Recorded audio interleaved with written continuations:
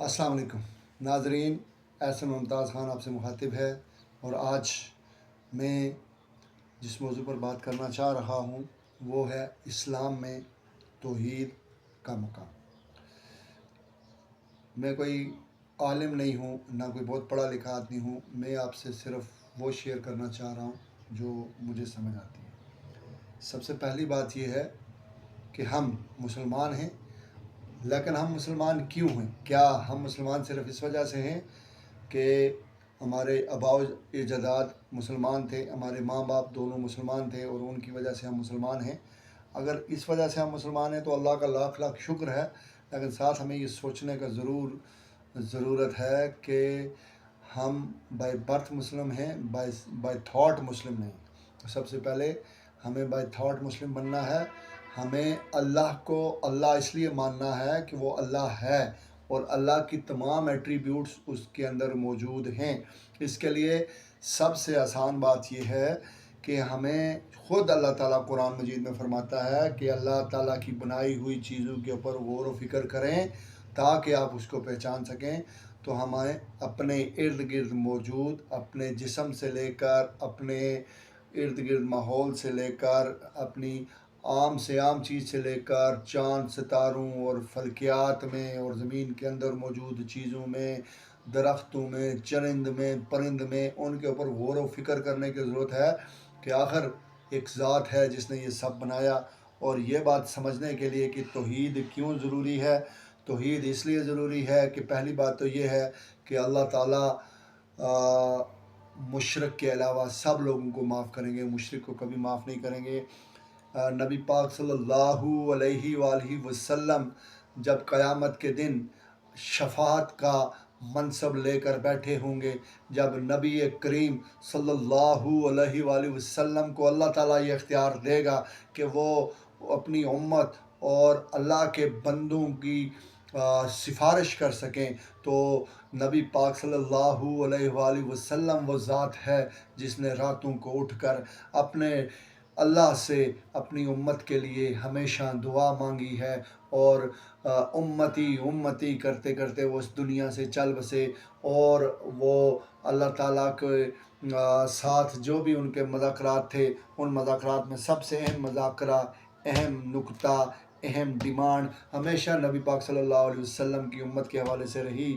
تو ایسے میں جب نبی پاک صلی اللہ علیہ وآلہ وسلم قیامت کے دن شفاعت کے لیے موجود ہوں گے اور جہنم سے جا کر پکڑ کر جہنمیوں کو لے کر جنت کی طرف جا رہے ہوں گے، تو آخر میں فرشتوں سے پوچھیں گے کہ آخر کوئی رہ گیا ہے جہنم میں؟ تو نبی پاک صلی اللہ علیہ وآلہ وسلم کو بتایا جائے گا کہ مشرک اب رہ گئے ہیں اور مشرک کی وہ بھی سفارش نہیں کریں گے۔ تو اس لیے ہمیں جاننا ہے، ہمیں یہ سمجھنا ہے، ہمیں اس بات کے اوپر نہ صرف عقیدہ مضبوط کرنا ہے بلکہ دل و دماغ ہی یہ سمجھنے کی ضرورت ہے کہ نبی پاک صلی اللہ علیہ وآلہ وسلم کی تعلیمات کے مطابق اور اللہ کے مرتبے کے مطابق یہ سمجھنا کہ اللہ تعالیٰ اس دنیا میں واحد ہے، اللہ تعالیٰ ہی وہ ذات ہے جس نے دنیا میں سب کچھ بنایا۔ آپ یہ سوچیں، یہ کتنا اہم بات ہے کہ اس دنیا میں نبی پاک صلی اللہ علیہ وآلہ وسلم کو تقریباً 1500 سال ہو چکے ہوئے ہیں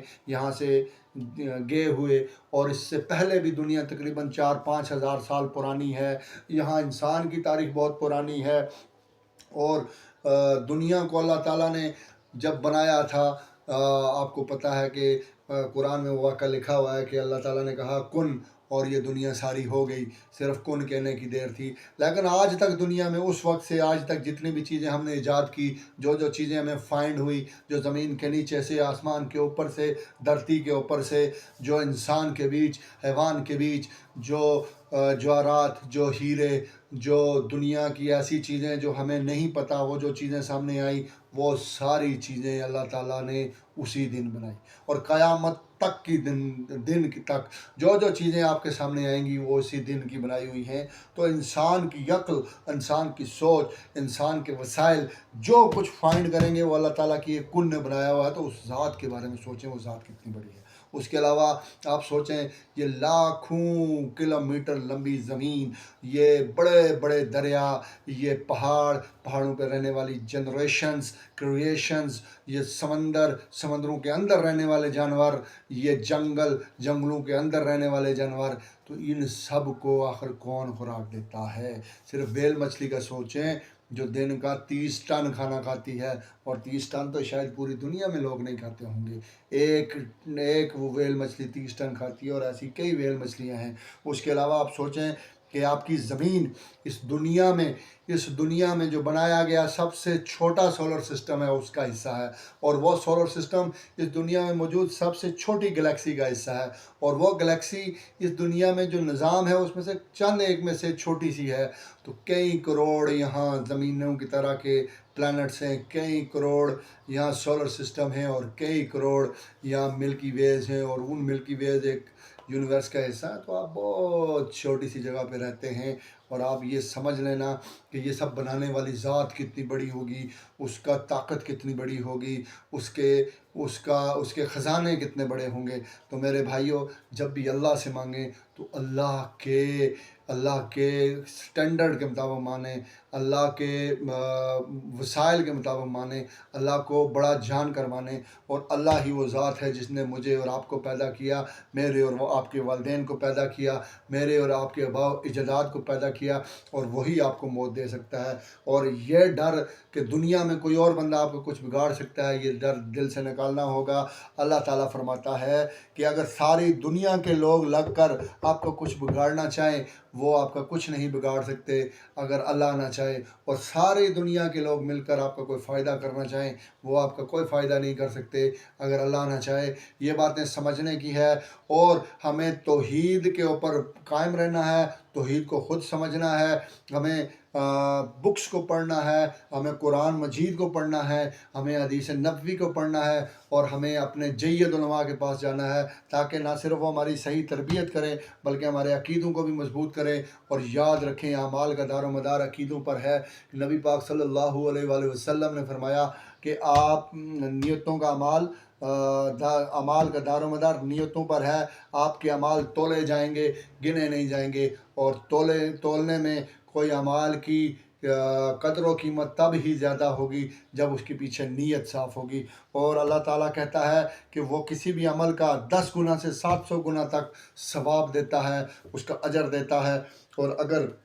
آپ کو زیادہ اجر لینا ہے تو نیت صاف رکھ کے کام کرنا ہے۔ ہمیں توحید کو سمجھنا ہے، اور اللہ کے بنائے ہوئے نظام کو سمجھنا ہے۔ جب آپ اللہ کے بنائے ہوئے نظام کے اوپر غور کریں گے، اللہ کی بنائی ہوئی چیزوں کے اوپر غور کریں گے، اللہ کے بنائے ہوئے معاملات کے اوپر غور کریں گے، تو یقیناً آپ توحید کو سمجھنے والے بنیں گے۔ توحید ایک ایسا امر ہے جس کی وجہ سے ہی یہ دنیا چل رہی ہے، کیونکہ اگر اللہ دو ہوتے، آپ خود چھوٹی سی مثال سوچیں، ایک اللہ کہتا میں نے بارش برسانی ہے، دوسرا کہتا نہیں بارش برسانی، تو اس طرح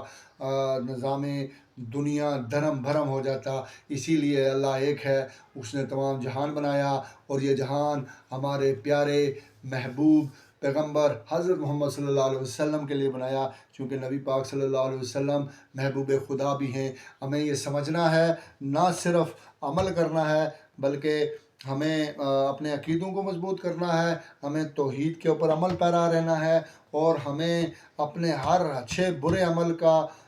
جواب دہ ہونا ہے اللہ کے سامنے۔ اور ہم اللہ سے معافی مانگیں گے کہ اللہ ہی معاف کر سکتا ہے، ہم اللہ سے مانگیں گے اللہ ہی دے سکتا ہے۔ اور اللہ مجھے اور آپ کو عمل کی توفیق بھی دے، اللہ تعالیٰ مجھے اور آپ کو صحیح معنوں میں اسلام سمجھنے کی توفیق بھی دے۔ اور میری آپ بھائیوں سے ہمیشہ سے یہ اپیل رہی ہے کہ اگر آپ ایک امت بننا چاہتے ہیں، ایک قوم بننا چاہتے ہیں، ایک ملت بننا چاہتے ہیں، تو اسلام کسی مسلک سے سیکھنے کی جگہ قرآن اور حدیث سے سیکھیں۔ جب آپ ایک کتاب کے اوپر، ایک حدیث کے اوپر عمل کریں گے تو ایسا کوئی امر مانے نہیں ہے کہ آپ صحیح معنوں میں اسلام کے پیروکار بنیں، اور اس ملک و ملت کی نہ صرف ترقی کا باعث بنیں گے بلکہ اس پورے جہان میں اسلام کو پھیلانے کا باعث بنیں گے، چونکہ اب اسلام پھیلانا آپ کے ذمہ ہے۔ توحید وہ پہلا امر ہے، وہ پہلی چیز ہے جس کو دل سے، دماغ سے اور سوچ سے آپ جب مانیں گے تو تب ہی آپ مسلمان کہلائیں گے، اور یہ جو آپ کو ثواب اور یہ جو آپ کو آخرت کا حصہ اور یہ جو دنیا کی بھلائی ملنی ہے، یہ ساری یاد رکھیں کہ مسلمان ہونے کے بعد ملنی ہے، کافر ہونے کے بعد، مشرک ہونے کے ساتھ اب جتنے مرضی اعمال کریں ان کا ثواب بالکل نہیں ہوگا۔ ثواب تبھی ہوگا جب آپ صحیح معنوں میں اسلام کے پیروکار ہوں۔ میں آپ سے اس امر کے ساتھ، اس بات کے ساتھ اجازت لیتا ہوں اور امید کرتا ہوں کہ آپ اور میں آج سے صرف اس عمل پہ غور کریں گے کہ توحید اصل میں کیا ہے، توحید کو کیسے سمجھا جائے، توحید کے اوپر کیسے پیروکار ہونا چاہیے، اور توحید کیسے ہمیں ایک بہترین انسان بنانے میں مدد کرتی ہے۔ وآخر دعوانا الحمدللہ رب العالمین۔